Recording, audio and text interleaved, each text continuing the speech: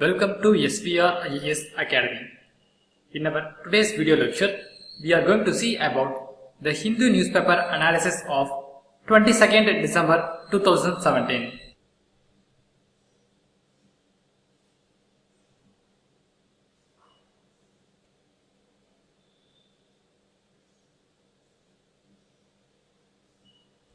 This is page number 1 of Hindu newspaper, and this page contains one important article from the perspective of UPSC Civil Services examination.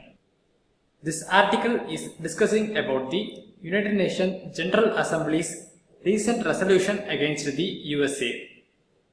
Recently, the United States of America has stated that it is recognizing the Jerusalem as a capital city of Israel. This announcement of United States of America invited huge amount of criticism from the Arab nations all over the world. All the nations were demanding for a negotiated settlement on the Jerusalem city issue. So in this background, recently the United Nations Security Council has passed a resolution against the USA in this regard. But fortunately, the United States of America has the veto power and the USA vetoed the resolution process. In this backdrop, recently the United Nations General Assembly, the biggest organ of UN, has also decided to pass a resolution which condemns the action of USA and demands for the negotiated settlement on the Jerusalem city issue. In this resolution process, the India has supported for the negotiated settlement on Jerusalem issue. That is, the India has voted against the United States of America. In this election process, 128 nations supported the resolution, 9 nations opposed the resolution, and 35 nations abstained from voting in this resolution process. That is what all about this article. And now let us move on to next article. This is page number 5 of Hindu newspaper, and this page contains one important article.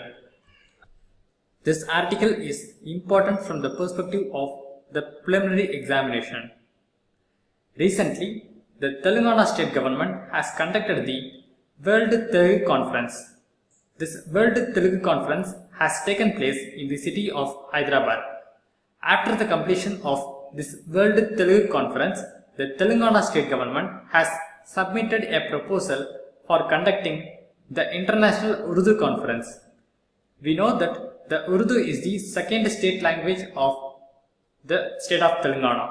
So as a result, the Telangana is planning to conduct the International Urdu Conference. This International Urdu Conference will be conducted in the month of February 2018, and it will be conducted with a motive to bring the celebrated poets, novelists, academicians and literaturers from across the globe under the roof of Telangana. That is what all about this article, and now let us move on to next article. This is page number 7 of Hindu newspaper, and this page contains two important articles. The first article is discussing about the Indian Science Conference, and the second article is discussing about the Memorandum of Understanding which is signed between the India and Switzerland. This is the first important article, and this article is discussing about the Indian Science Congress. The Indian Science Congress is conducted by the Indian Science Congress Association.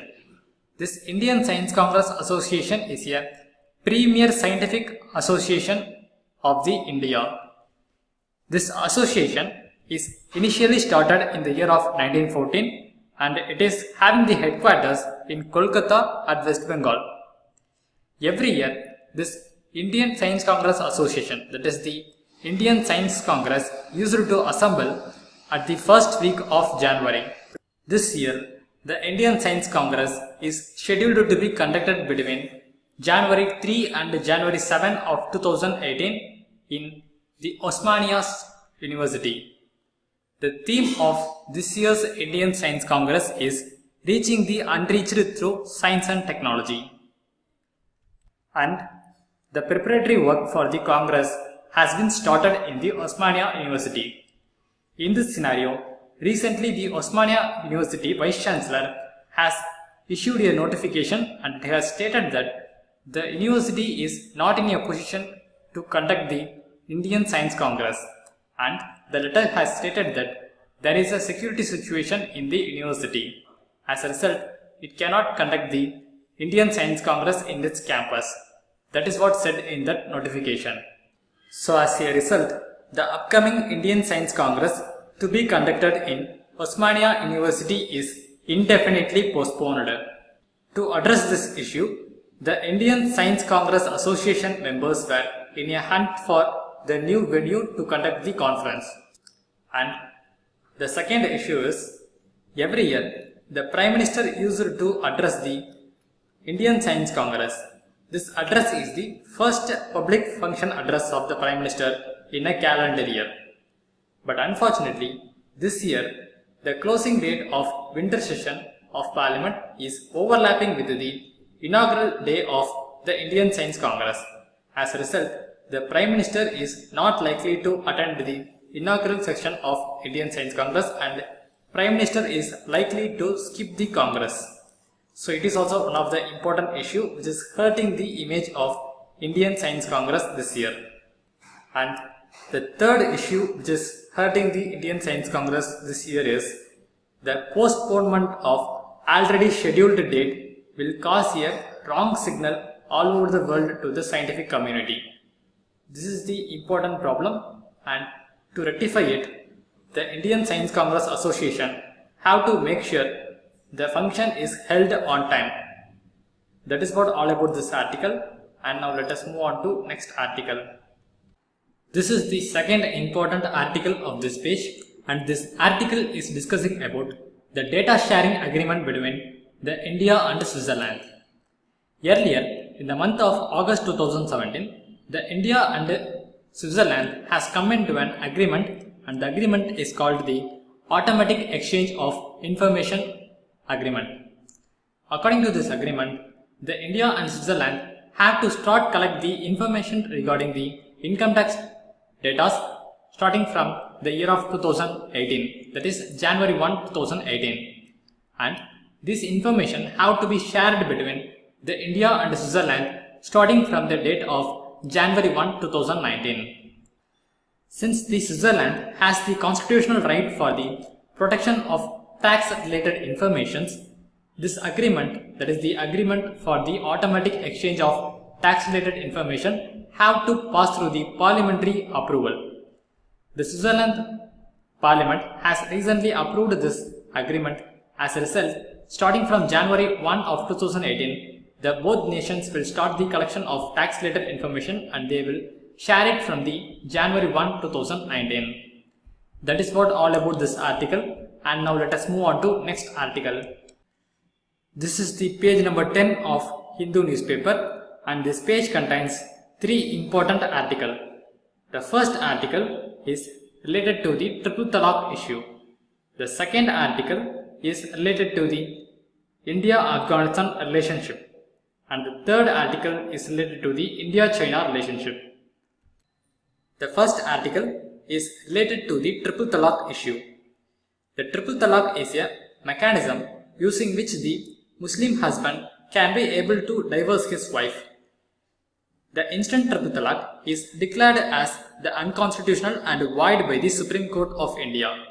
Even after the verdict of Supreme Court, the practice of triple talaq is still continued in many parts of India, especially in the states of Uttar Pradesh and Madhya Pradesh. So in order to completely curb this practice, the Union government has decided to legislate on this triple talaq issue. So as a result, the Union government has come up with a Draft Muslim Women Protection of Rights on Marriage Bill 2017. This draft bill contains the provisions like imprisonment of 3 years for the Muslim husband who has pronounced the instant triple talaq, and also this bill has a lot of provisions for the protection of Muslim women from the oppressive practices. This bill is likely to be tabled on Lok Sabha in the winter session of Parliament. That is what all about this article, and now let us move on to next article.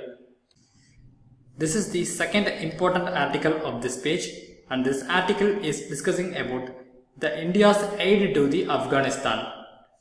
Since this article is discussing about the relationship between India, Afghanistan and Russia, this article is very much important from the perspective of General Studies Paper 2 of UPSC Civil Services Examination. Recently, Russia has stated that the Indian government's cooperation on Afghanistan has increased after the membership on the Shanghai Cooperation Organization. So from this background, it is important for us to know about the Shanghai Cooperation Organization.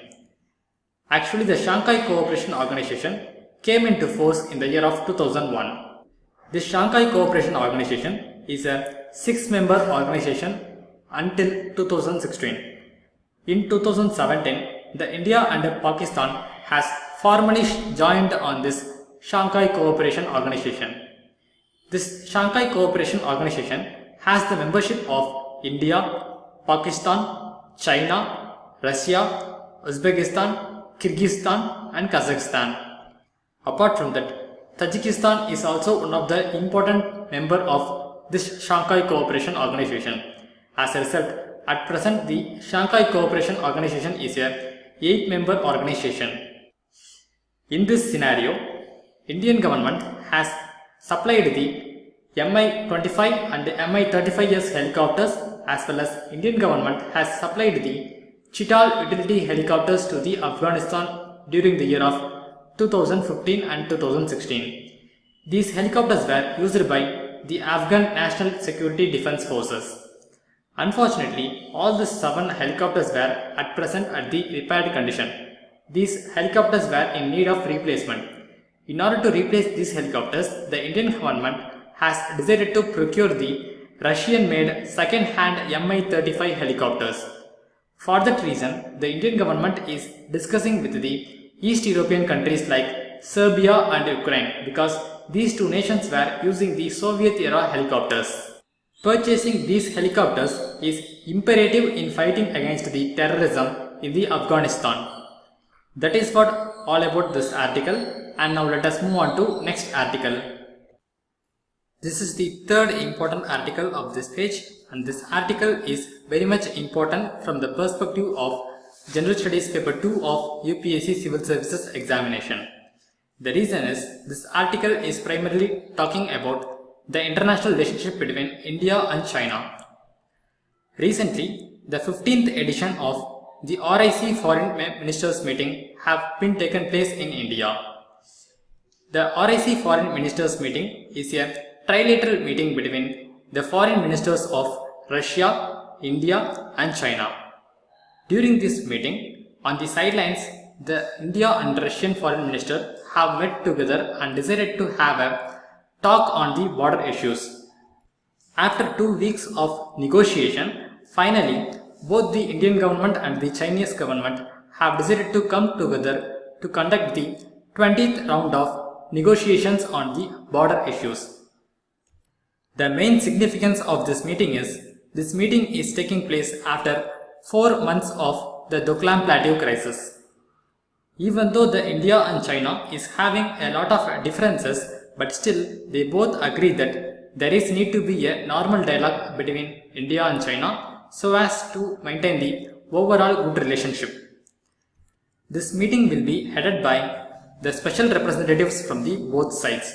From the Indian side, the National Security Advisor Ajit Doval will represent, and from the Chinese side, the Yang Jiechi will represent the China. During this meeting, some of the important issues between India and China will be raised. The issues are: number 1, the One Belt One Road initiative, and then the China's opposition to the India's membership on the nuclear supplier group issue, and the third issue is regarding the India's opposition to the CPEC corridor, that is China-Pakistan Economic Corridor. In this regard, recently the China has stated that it is willing to change the name of the corridor, that is, it is willing to change the China-Pakistan Economic Corridor, and instead it is willing to offer a different name, and also it is willing to change the route of this corridor. That is, China is willing to construct a road via Jammu and Kashmir or via Nathula Pass, or even it is willing to construct a road via Nepal to address the concern of Indian government. And also, the Indian government is looking forward to raise the issue of the pollution due to the Xiang River. The Xiang River is originating in the Chinese side and it is causing a huge amount of pollution to the Brahmaputra River in the state of Assam. These are some of the issues which is likely to be raised during this meeting. That is what all about this article, and now let us move on to next article. This is the page number 13 of Hindu newspaper, and this page contains one important article. This article is discussing about the India's GDP growth rate. According to the Prime Minister's Economic Advisory Council and according to the members of Niti Aayog, it has been stated that the India's GDP growth have been 2% lower since 2011 due to the priority which is accorded to the structural changes. That means the Union government is primarily looking into the structural changes. That is the reason why the India's GDP growth have been declining for the past few years. This article also says that if the exchange rate of India remains same, then India will become a $10 trillion economy by the year of 2035 to 2040. If at all the exchange rate appreciates, then India will become a 10 trillion economy even before 2035. This article also says that if the India's growth rate is 10%, then India will become a 7 trillion economy by the year of 2030 itself. Now, you may have the question like, what will be the implication of this higher growth rate to the common people? Actually, the high growth is very much important to reduce the poverty and also to create the employment opportunity to the masses of India. These are the most important one for the Union government. This article also says that due to the primary concentration of the structural changes by the Union government resulted in the $400 per capita loss for the India. This article also says that the government expenditure should primarily focus on the non-tradable assets, that is in the infrastructure, because these are the areas where the demand will stay in the economy for a longer period of time. Those are the important points of this article, and now let us move on to next article. This is page number 14 of Hindu newspaper, and this page contains one important article. This article is dealing about the rooftop solar project.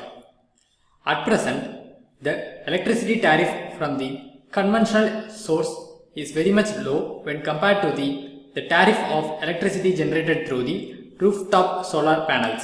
So as a result, the people were not willing to convert to the rooftop solar panel. For this reason, the Ministry of New and Renewable Energy has decided to come up with a solution. They have submitted a concept paper in this regard recently. In that concept paper, they have said that subsidies can be provided for encouraging the people to adopt the rooftop solar installation in their residencies.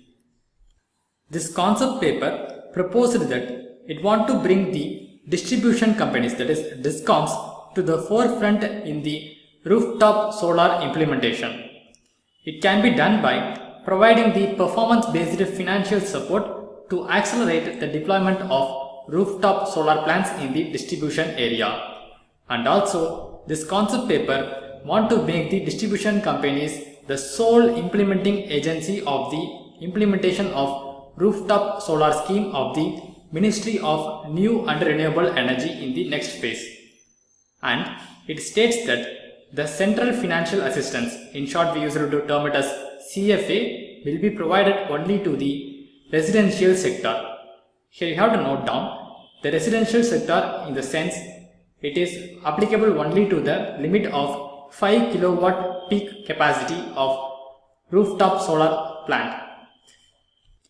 The main reason provided by the Ministry of New and Renewable Energy for providing the subsidy to the residential sector is primarily due to the factor that these residential sector people are already receiving the subsidized electricity from the government.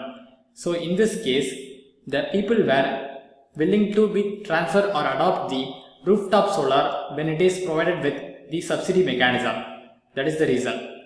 And this concept paper also states that the central financial assistance will not be provided for the residential sector, which is having the peak capacity of over 5 kilowatt peak, and also it is not applicable to the institutional, social, government, commercial, and also the central financial assistance will not be provided for the industrial sector, because these people were high tariff paying consumers and the adoption of solar will ultimately economically benefit them. So as a result, there is no need for subsidy to these people. That is the validation provided in the concept paper. This is what all about this article, and now let us move on to next article. This is page number 9 of Hindu newspaper, and this page contains two important articles. The first article is related to the Representative of People Act, and the second article is related to the nutrition issue in India. This is the first article of this page, and this article is discussing about the Representation of People Amendment Bill of 2017. This bill is primarily meant to allow the NRIs, that is non-residential Indians, to vote in India by using the proxies. This problem has initially initiated when two non-residential Indians have filed a public interest litigation in the Supreme Court of India. After properly cognizing the issues faced by the non-residential Indians in voting the election, the Supreme Court of India has decided to announce the Election Commission to look into this issue. On considering the Supreme Court's request, the Election Commission has prepared a report and submitted it to the Supreme Court back. The report is titled as Exploring the Feasibility of Alternative Options for Voting by the Overseas Electors, that is NRI electors. This report has stated that the NRI voters could be empowered to vote in the election by providing some amendments to the existing Representation of People's Bill of 2017. At present, the original Representation of People Act is an all-encompassing law, and it is meant for conducting the elections, delimitation of constituencies, allocation of seats in parliament, and also for the allocation of seats in the state legislature, and it also has provisions related to the corrupt electoral practices and so on. And the section 20A, which is provided in this Representation of People Act, provide for the registration and the inclusion of overseas electors in the electoral rolls, and the Registration of Electors Rule of 1960 provides for the overseas electors to register themselves in the electoral rolls of their respective constituencies on the basis of self-attested copies of their passport and also valid visa, and they exercise their franchise in person, that is, do note it down, it is stated that in person on production of the original passport in the time of voting at a specified polling booth, which means the non-residential Indian, that is the overseas elector, have to be present physically in the polling booth for casting his vote. It has provided a huge amount of burden to the overseas elector, as well as it has provided a huge amount of burden to the non-residential Indian voters. As a result, these people were not participating in the election process. Such rules were causing the denial of the constitutional rights to these NRIs and the overseas electors. So to eradicate this issue, the Union government has come up with a Representation of People's Amendment Bill of 2017. This bill proposes to remove the unreasonable restrictions which is posed by Section 20 Clause A of the Representation of People Act. That is, this amendment bill proposes to remove the provisions like the requirement of the overseas elector to be present physically in the electoral constituency to cast their vote. This provision is likely to be removed by this amendment bill. Instead, this amendment bill proposes an voting by proxy methodology. That is, the elector can choose a proxy, and through that proxy, the elector can vote in an election.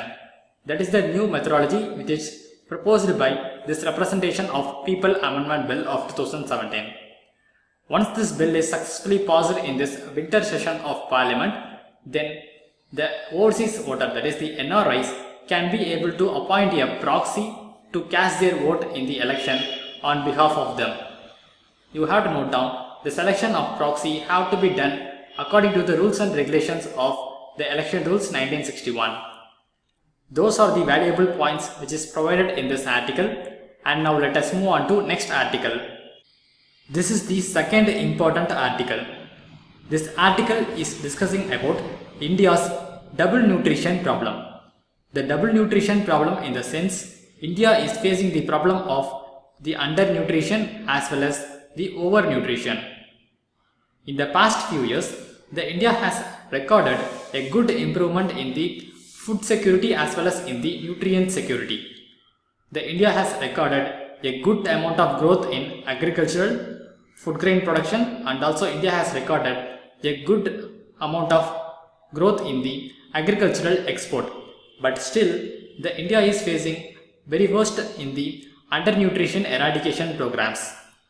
The India ranks 114th out of 132 countries in the stunting among children of age 5, and also the India ranks 120th out of 130 countries in the under 5 fasting. These were the ranking which were made by the Global Nutrition Report of 2016. Apart from that, the vitamin and mineral deficiency is also very much high in India. All these findings were showing only one thing, that is, the India is facing the undernutrition problem. The primary reason for this India's undernutrition problem is the vast majority of Indians eat only the cereal based food products. That is, these people eat only the wheat based product and the rice based product. They don't take much of the food products like milk, pulses and fruits and vegetables.